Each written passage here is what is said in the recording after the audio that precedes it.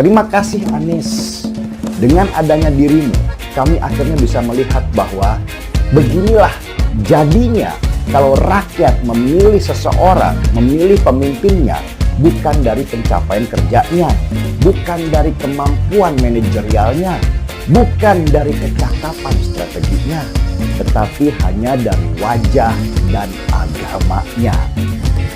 Penjabat Gubernur DKI Jakarta, Heru Budi Hartono, resmi melantik Bayu Megantara sebagai Kepala Dinas Pertamanan dan Hutan Kota di Stamhut DKI Jakarta. Bayu menggantikan Susi Marsitawati yang pensiun tahun lalu. Pelantikan jabatan Bayu ini dilakukan Heru di Balai Kota DKI Jakarta pada Rabu 15 Februari 2023 pukul 16 waktu Indonesia Barat. Dalam kesempatan itu, Bayu diambil sumpah jabatannya oleh Heru. Sebelum mengambil sumpah jabatan, Joko juga melakukan penandatanganan pelantikan penyerahan jabatan dari jabatan Sekda DKI Uus Kuswanto dan nota kesepahaman. Heru berharap Joko mampu mengemban tugas sebagai Sekda DKI dan bekerja dengan sebaik-baiknya demi kepentingan warga Jakarta. Sementara sebelum menjabat sebagai Kepala Distamhut DKI, Bayu Megantara pernah mengemban jabatan sebagai Wali Kota Jakarta Pusat. Sampai pada November 2020 lalu, mantan Gubernur DKI Jakarta Anies Baswedan mencopot Bayu dari jabatan tersebut. Penyebabnya adalah kasus kerumunan dalam acara perayaan Maulid Nabi dan akad nikah putri dari mantan pemimpin Front Pembela Islam atau FPI, Rizik Syihab di Petamburan, Jakarta Pusat. Pencopotan tersebut berdasarkan hasil audit Inspektorat DKI Jakarta yang menilai keduanya telah lalai dan abai dengan tidak mematuhi arahan dan instruksi dari Gubernur DKI Jakarta dengan membiarkan peristiwa kerumunan selama pandemi COVID-19. Kala itu, Bayu sempat diparkirkan sebagai anggota tim gubernur untuk percepatan pembangunan atau TGUPP di era Anies. Bayu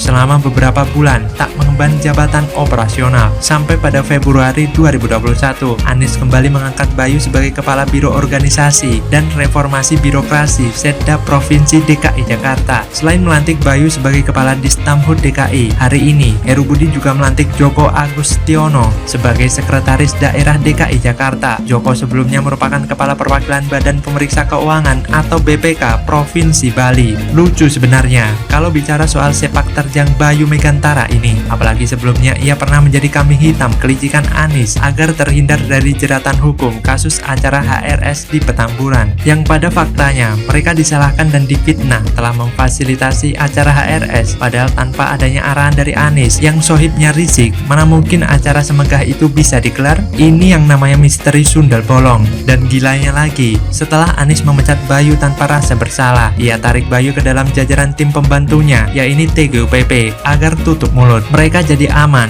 menjadi TGUPP berkat Anies. Lalu Anies lolos deh dari jeratan hukum. Padahal kalau dipikir secara logika, sebagai pemimpin DKI Jakarta kan harusnya Anies yang bertanggung jawab, pakai banget dong pastinya. Apalagi ketika HRS baru mendarat di Jakarta setelah diusir dari Arab Saudi. Anies rindu banget langsung menemui pada malam Selasa 10 November itu, 4 hari sebelum acara pernikahan berujung kasus hukum. Tapi ya begitulah licinnya Anies, selalu tampil bersih dan suci di hadapan semua orang. Ia tak mau mengakui kesalahan dan kelalaiannya sendiri, tapi liciknya malah dilempar ke orang lain. Anies ini memang terkesan suka cari aman dalam segala hal, seperti halnya intrik dipecatnya Bayu Megantara ini, lalu dilantik jadi tim TGUPP agar tutup mulut. Namun semua itu sudah menjadi masa lalu yang kelam bagi DKI Jakarta, sudah menjadi bagian sejarah yang seharusnya memang ditutup rapat-rapat dan jangan pernah terulang kembali. Sebab era Anies menjabat adalah masa kehancuran yang nyata bagi ibu kota, dan yang jelas diangkatnya Bayu oleh PJ Heru merupakan cara elegan Heru mengangkat derajat dan martabatnya setelah dihina oleh Anies.